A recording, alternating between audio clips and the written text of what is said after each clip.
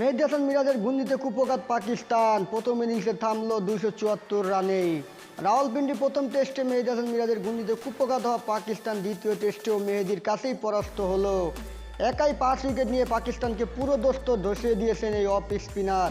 মিরাজের 5 আর তাসকিন আহমেদের 3 উইকেটের পর পাকিস্তান সব কয়টি উইকেট হারিয়ে স্কোরবোর্ডে জমা করেছে 274 রান প্রথম ইনিংসে।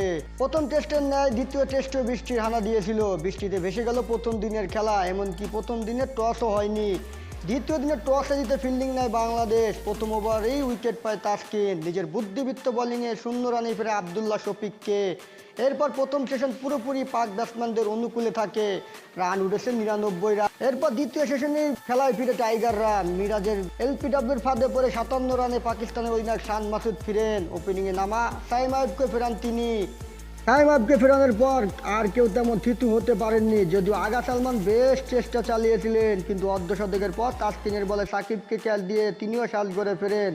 এরপর বিকালটা ছিল শুধু স্পিনময়। এক প্রান্ত থেকে সাকিব আল হাসান পেসার দিয়েছেন, অন্য প্রান্ত থেকে মিরাজ এসে উইকেট নিয়েছেন।